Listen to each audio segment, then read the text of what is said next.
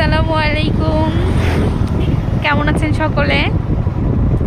আজ অনেক দিন পরে স্পেশাল মানুষের সঙ্গে ঘুরতে বেরোলাম।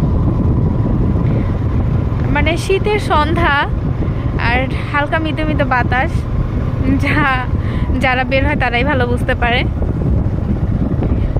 আমার কথা হয়তো বা সেভাবে বোঝা যাবে না, কারণ আমি গাড়িতে আছি এবং মুখে মাস্ক পরা, এই জন্য বুঝতে পারবেন না।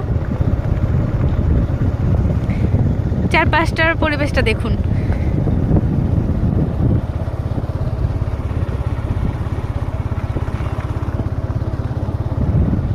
পরিবেশটা আসলে অনেক সুন্দর।